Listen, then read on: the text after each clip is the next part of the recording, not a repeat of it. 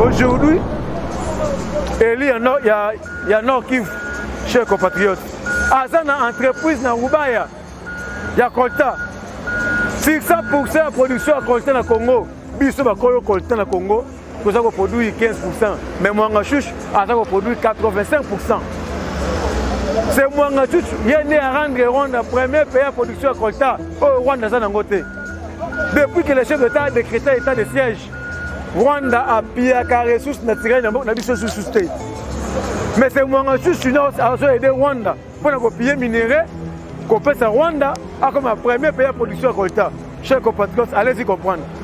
Mais le col à Mokonzambo, aujourd'hui, on va juste aux arrêts. Mais ils allaient réseau. Ils allaient réseau, ils vont sacrifier Congo. Ils vont sacrifier Congo. Ils vont aller au rôle à jouer. Ils vont céder Congo, ils vont rwandais. Ils vont céder encore à l'Okuta pour la côté à Congo. Mais aujourd'hui, on va juste aux arrêts. Dans la coffre fort pour faire un de 9h à 15h. Ils vont aller dans la banque centrale, j'espère. Ils vont faire un mais tant qu'on va faire un dossier sensible, 135 dossiers secrets, planification, assassinat musée, planification, on va assassiner Félix Tshisekedi, et Bimi encore fait fort. Dans la révélation, c'est pour vous dire que Félix Tshisekedi c'est un don de Dieu. C'est un don de Dieu, c'est une bénédiction pour notre pays. Tous les plans vont au Sala, on a détruit le Congo. On a éliminé le chef de l'État et ils allaient déjouer. Félix Tshisekedi a un mandat dans le Congo, a une mission. Il a 100 mandats, 200 mandats, 300 mandats. A une mission, il y a pour améliorer les conditions de vie. Il y a peuple congolais, il y a peuple africain, peuple pour pacifier Afrique Mobimba. Chers compatriotes, allez-y comprendre. Garant de l'indépendance, de l'unité nationale et de l'intégrité territoriale, je réitère mon engagement constitutionnel de défendre la patrie jusqu'au sacrifice suprême. Si peuple congolais, partout aux hommes dans le monde, c'est toujours votre le serviteur, coordonnateur Cisco, coordonnateur des communicateurs et des parlementaires de l'UDPS Funa, président parlement de Boubas Capé, la zone rouge, Arabisika de Zomi, à Capé, la université. J'espère que vous avez pendant 18 ans, il y a M. Kabila, Hippolyte Kanambe, un Rwandais infiltré en RDC. Nzela Oya Rokufa. Bakosi bisu na Nzela Mabela Matadi. Poussière tina ma chambre ya batu. Nzela ko le kezalité. Terrasse libulu munene yao. Mais kaka ba bisu ba Cisco to telemi. To comme si vous na ba image na présidence de la République. Na ministre ya ITPR. Le lotala ba retomber. Le chef de l'État, Félix Tshisekedi Tshilombo, a lancé qui mission le peuple d'abord. A choisi homme dans le centre de Nyoso. Le Lotalandenge a Zakotonganzele à Capella, dans le système de béton. Chers compatriotes, Félix Tshisekedi c'est une bénédiction pour la République démocratique du Congo. Talaba retombé. Pendant 18 ans, nous avons la collectivité. Pendant 32 ans, Mobutu, nous avons la collectivité. Sur le plan infrastructure, on a critiqué Félix Tshisekedi Nanine. Tala Kapela, vous avez terrassé. Liboulou à Mounene, Talanzela. Béton. Azako ton système durable. Et ça, même après 100 ans, 300 ans, 200 ans, Nzela o etikali libela. Mais ba kosi biso pendant 18 ans dans 5 chantiers. Ba tongi banzela moko o to bengi ba usage unique. Après un mois, il a Nzela ko le kezalité Nzela toboki. Ba si facture ba facture. Nzela a 1 million. Ba te ba zéro komi 1 milliard. Mbongo na poche famille Kabila. Mbongo na poche ministre des Finances à Kabila.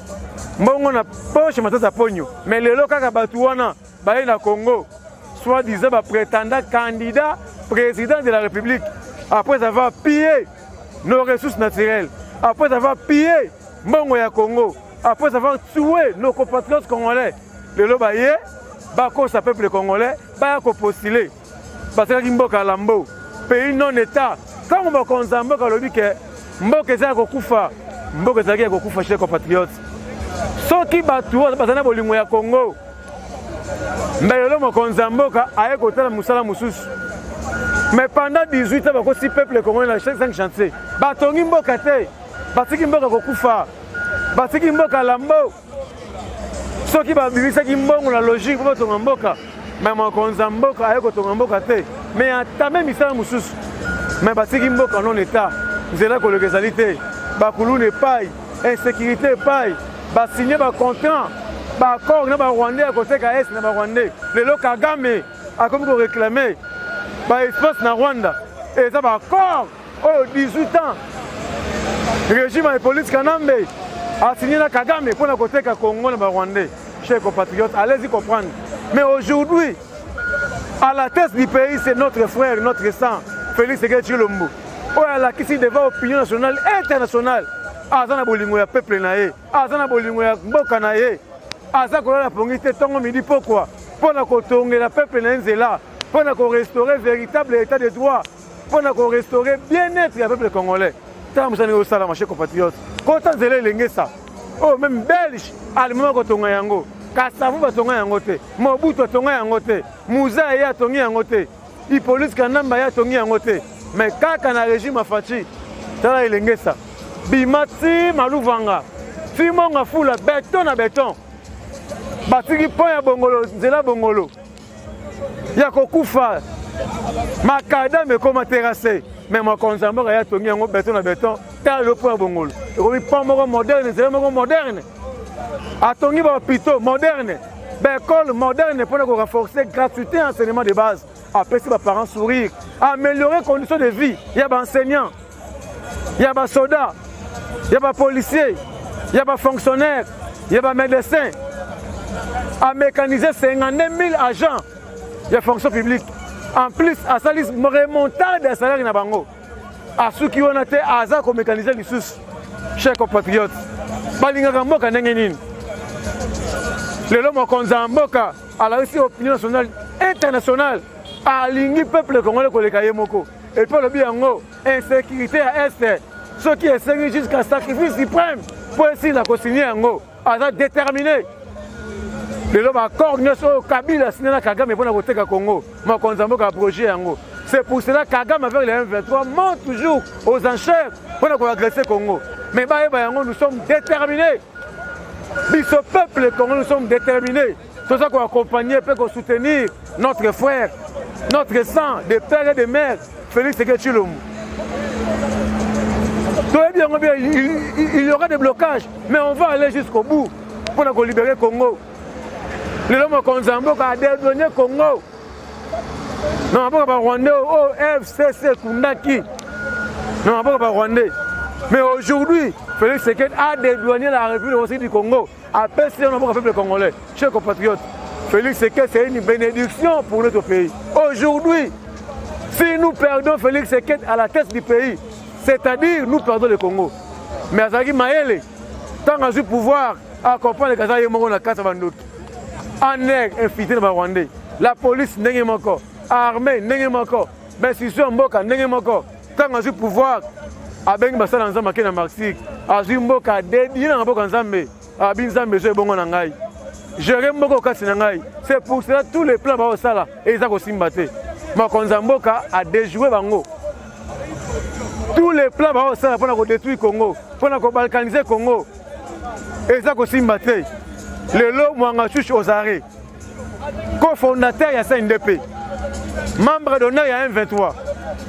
Ozare, tant que vous signez l'accord de CNDP entre CNDP et le gouvernement congolais en 2009, à l'époque, Raymond Tshibanda, ministre de la coopération, a envoyé spécial à Kabila pour signer l'accord sous médiation de l'ancien président nigérien Obasanjo. À tout Bango, est-ce que l'accord va signer un jour?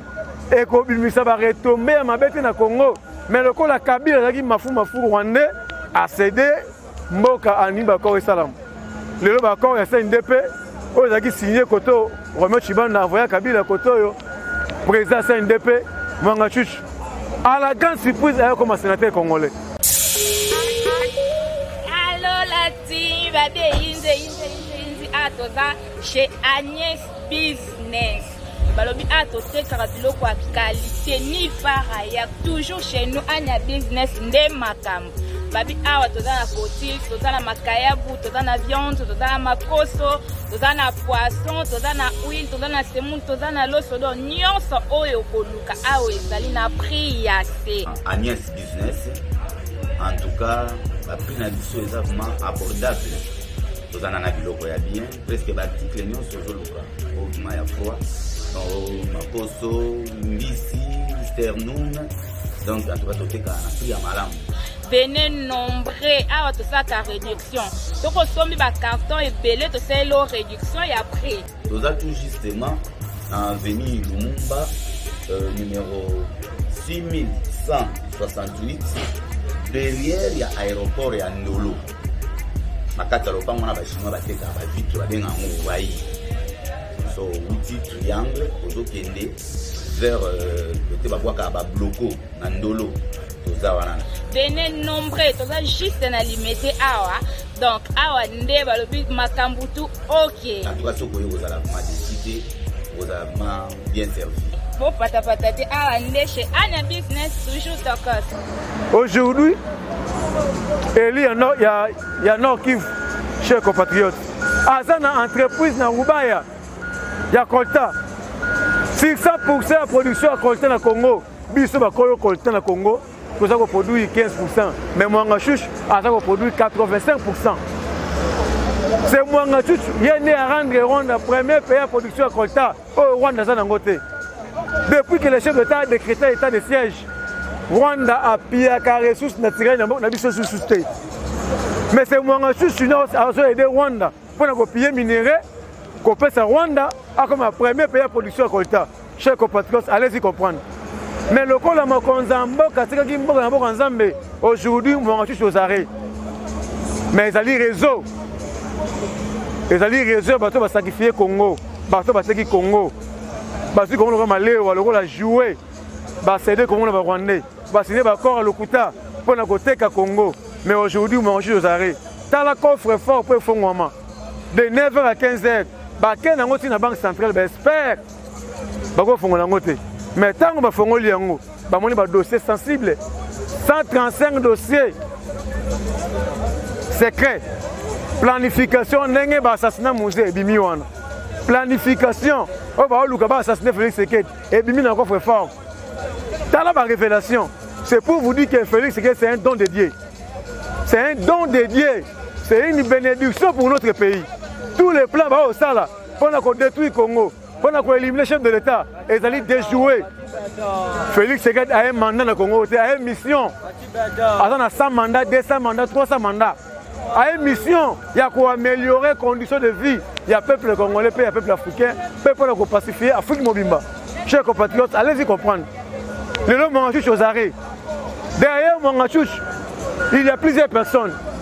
Babatam na c'est mon position. Bakabila bazawana, Bakatumbi bazawana, Bambongo bazawana. Chers compatriotes, allez-y comprendre. On va arrêter tout le monde. On va derrière Mwangachouch. Bajama Kaboun Bazawan. Nous sommes le chef de l'État, le destruction au Congo. Le loi Ambongo. Ah, que le côté, mais la loi de souveraineté. Loi pour l'intérêt du peuple congolais. Avec une discrimination. Qu'est-ce que signifie discrimination? Mais la question de la classe. Après qu'on a mis galerie, l'église catholique est un bon côté. Les longues catholiques, anciens acolytes, anciens qui sont en noirite, les longs dans l'activité de la paroisse, étant que chrétien catholique, mais en bon, on a catholique en otage, à commissaire l'église politique. Est-ce que politique, oh, le mot c'est catholique, oh, le maou la salaka, oh, le chawa salaki n'a un bon sal. Est-ce que c'est l'église au milieu des villages? Le lot en bon, la politique, il y a billet vert. Comment un étranger comme Katumbi, un cardinal, après ça, on sort le billet vert, on va défendre. Pourquoi une loi Tchane Bimi? Parce que pendant 18 ans, tout le monde est étranger avant une mboka au Kabila. Parce que le brassage, le mixage, parce que le militaire rwandais va enlever une armée congolaise. Dans le poste stratégique, il y a basi l'espace bacarré minier bapesi barwandais lelo Rwanda comme premier pays à production ya coltan ya or que baza nango te bapiller na Congo grâce à qui? Grâce à étrangers à du pays, grâce à Kabila. Mais lelo bana mboka balobi to verrouiller ba poste wana avant la chef de l'État, faut la Congolais de père et de mère. Avant la ministre de la Défense, faut la Congolais de père et de mère. To boy ba demi Dakar te, au côté de la ministre de l'Agriculture, au côté de la ministre du Sport, au côté de Bilamba la Congo, qu'a fait tout bas au côté mais président de la République au côté de la tête, ministre de la Défense au côté de la tête, ministre de la Finance au côté de la tête. Makambo est une souveraineté. Ma poste stratégie à Congo, au gérer en côté. Faut que la Congolais de père et de mère. Parce que ce sont les étrangers. Au bas de 0% Congolais, il y a des mis Dakar. Faut pas que je pouvoir. Moutologa Katumbi, papa italien, maman zambien. Mais Aza qu'on prétendre à comme chef de l'État dans Moka. Le pas piller minerai. Mais il va piller qui pendant 18 ans à Kabila. Alors va minerai à Congo, à dans la Zambie, à dans l'Italie. Bande de connaître juifs, va voir au détriment des Congolais. C'est facile. Bazo confondre l'époque. Congolais à l'homme Congolais l'autre. Kondo docteur Etienne qui s'est dans Moulumba. A Théabiso éveil de la conscience d'un éveil patriotique. Les lots Congolais font les mus. Mais baye bayango, tous les plans vont au stade aussi maté. Parce que les lots Congolais font les mus. Nous sommes déterminés. Loi à Chanier Goleka. Naoki Herman Cohen. Ancien secrétaire d'État américain, à ce que ceux qui l'ont l'équipe et qu'on sa relation entre les États-Unis d'Amérique et le Congo. Chers compatriotes, l'agression de l'Ukraine, Bitouma ici dans l'Ukraine, tout le monde est tellement en haut, bazo condamné ici. Mais agression de Rwanda dans le Congo illégale. Quand les États-Unis, Grande-Bretagne, France, bavant du calme, silence radio, bazo condamné Rwanda. Or que, accord il y a Nairobi, il y a Addis Abeba, et lobby, aucun pays voisin est agressé au pays voisin. Mais Rwanda est agressé Congo. Mais Minel est avant du calme, les occidentaux, ce sont les mafieux. Tous les Rwanda, dans tous les pays voisins, dans tous les pays États-Unis, il y a autant. Grande-Bretagne, États-Unis, France, Belgique, Bangotou. Ils sont derrière les Rwandais. Ils sont embargo d'armes illégal. Avant ce moment, qui régime de notification. Mais Boutou, parce que l'armée rwandais. Rwandais, non, mais M23. Le lot Kagame Alobi. Kagame Alobi, ils ont réclamé ma belé à Congo. Ils ont à Congo, ils ont ma belé à Rwandais. Le lot Kagame a déclenché guerre entre RDC et Rwanda, guerre ouverte. Kagame a eu une histoire, il y a un mot qu'on a été. Ah, tu es belge. Ma belé à Congo et côté que les Congolais. Ce qu'ils ont rêvé que le régime. Et puis, nous avons opposé aux Congolais. Félix a été Rwandais. Mais acheteur, ils ont réclamé ma belé. Mais ils ont été mais acheteur. De l'eau, Kagame a changé de discours. A comme ils ont réclamé ma belé. Avant, on a eu M23. Et là, il y a M23. Et ils ont dit que ma belé. Au Rwanda, ils ont réclamé le Congo. Mais à Bayango, ils ont confondu l'époque. Et ils ont mabélé mon côté au Congo, ils ont Rwanda. Et tandis à Congo, attend 1 cm et qu'au Kenya, pays voisin, chers compatriotes. Et tandis mon côté et qu'au Kenya, pays voisin, nous sommes déterminés avec notre frère, notre sang, des pères et des mères, Félix Sekechilombo. Nous sommes déterminés. Le Lobemba. Vice-premier ministre et ministre de la Défense a convoqué tous les ministres de la Défense de pays. Il y a ici, il y a la communauté de l'Afrique de l'Est. Il y a l'analyse, il y a des centres, il y a forces régionales en Congo. Il y a appuyer M23 ou bien il y a appuyer FARDC. Parce que jusqu'à preuve du contraire, tous les territoires M23 sont libérés et ils ont contrôlé la militaire et la force régionale ici. Va créer un zone tampon. Ok, le territoire, on a une zone, on a la FARDC, va contrôler en haut.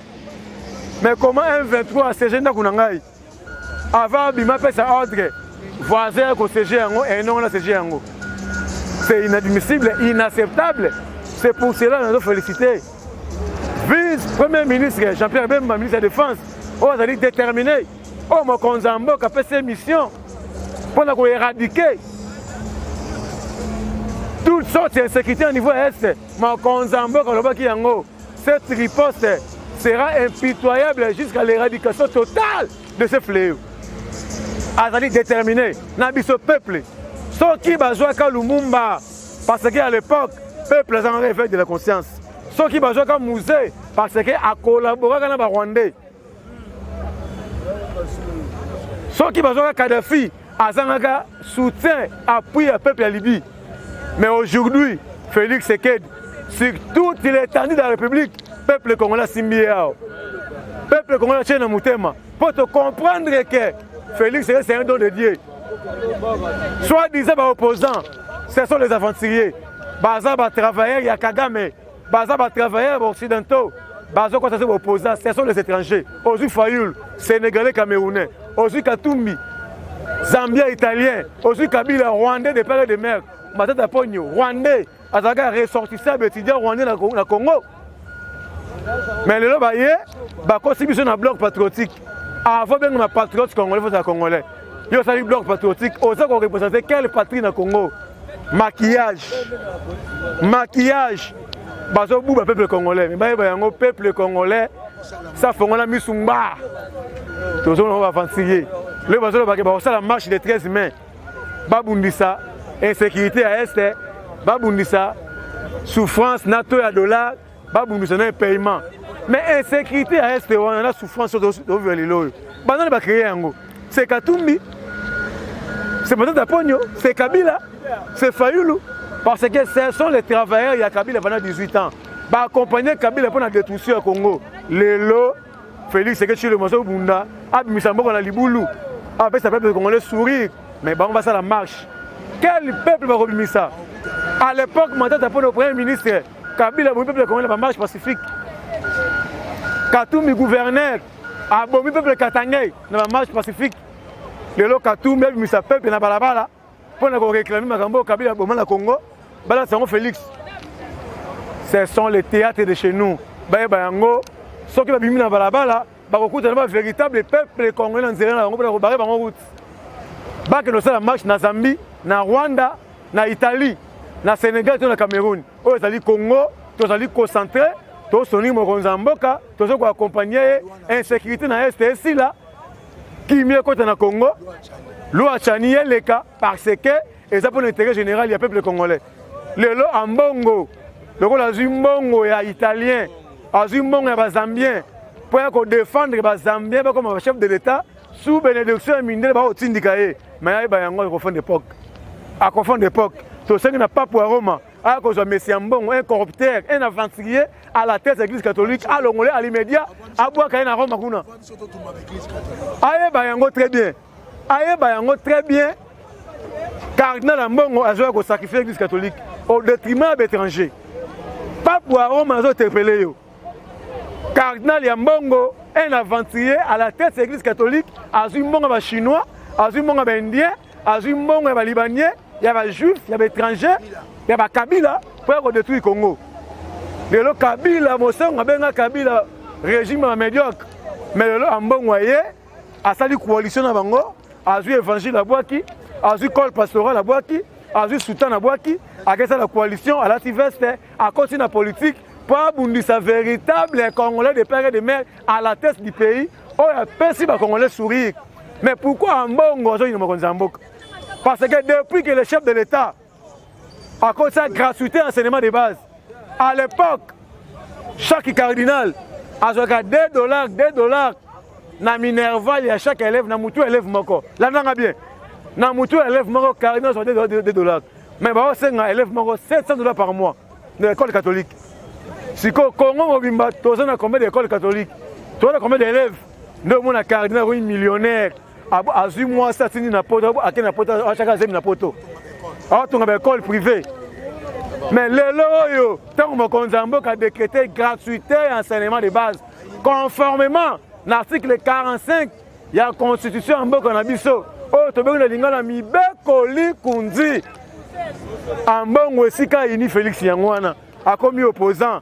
à s'accrocher à l'étranger pour na kobundisa mona mboka mais ayeba yango peuple congolais jour to kosangana comme un seul homme to fongo lié mus et ko ça trop tard le rôle aboye mission église a une mission il y a politique il y a kobundisa Congo il y a kobundisa peuple pour l'intérêt étranger mais jour où ce peuple to fongo les mus et ko ça trop tard muto ta droit de l'homme au état de droit oh na la communauté internationale boté la ngali kamboyo non et ko ça comme félicité et ko ça comme ya peuple congolais parce que to ça na kanda makas pendant 18 ans bo détruire mboka boté ki mboka na ba Rwandais bo sale ba corps ya oteka mboka ba violer ba maman na biso ba koko na biso ba na biso ya mikie officier militaire supérieur militaire ba violer bango ba officier militaire supérieur ba bomi bango na guerre moko injuste imposée na ba Rwandais parce que Kabila a signé d'accord na bango na oteka Congo mais le rôle Félix a a tellement d'accord wana et tenyambo ke kindete ba ko exploiter ba espace ba carré minier na biso te c'est pour cela les Rwandais montent aux enchères mais en bango ko yete ko condamner ba Rwandais Katumbi ko condamner ba Rwandais te Matata ko condamner ba Rwandais te mais pour na bango Félix Alongwa bango ba étranger ba zo pouvoir ba zo Congo comme ça Congo yango bazongo nyonso va pesa na Rwanda et comme la République de Rwanda mais ba yango bazo confondre l'époque Kabila kuto ça qui est Rwandais à la tête du pays mais grâce ya Kondo Docteur Etienne Tshisekedi Wamulumba a té biso éveil de la conscience to baré bango route to boto de Kabila pouvoir en douceur mais aujourd'hui peuple congolais a eu pouvoir ya bana mboka to zu kodia Tozu pouvoir, to botoli pouvoir. C'est quand on dit c'est un Tozu pouvoir, dans le peuple, to botoli pouvoir. Dans le Rwandais. Mais le lot, tozu pouvoir. Et le bas Kondo docteur et Tchézéna Moulumba. Mboka Oyo, Bakozong Sangon, na Mboka Congolais na pété. Ata coup de balle de Robert Amaté. Le lot, Mboka et Zongi na Mboka Congolais. Mais yo, yo, c'est un complot. Oh, c'est comploté. Pour l'intérêt étranger. Bozwa Congo, Bopesa ba Rwandais, Ambongo, Yebela, Ambongo Yebela, Fayulu Yebela, Zonga Sénégal, qui n'est pas bon frère non Samuel Eto'o. Olingo zwa Congo, Bozwa bon frère non Samuel, Ocha ministre ya sport, to ministre ya premier ministre. To yebi plein na bino. Katumbi bande kono ba na poto na Italie, ba otonga Congo. Soye Katumbi comme président tu peux exploiter l'espace à carré minier na Congo ba otonga avant comment mais ba yango tous les cas c'est ba jouer na mindele pour ba imposer na Congo pour ba jouer au pays Congo ba confondre l'époque le peuple congolais a fongoli mis a comme une éveil de la conscience éveil patriotique nous sommes déterminés pour na ko barrer route na tous les ennemis de la République nous sommes déterminés toujours accompagner notre frère notre sang bozo mona misala tozo ki mboka lambo mboka kokufa nzela kolegeza te misala ezate ba fonctionnaire salaire malongo ezate ba soldat ko senga na baba mais le mokonza mboka apesi ba soldat sourire apesi ba enseignant sourire apesi ba médecin sourire apesi ba fonctionnaire sourire 52 000 agents en fonction publique et ba non payé ba NI mbongo zo bimeke na poche famille Kabila mais mokonza mboka mécaniser bango asali remontade ya salaire na bango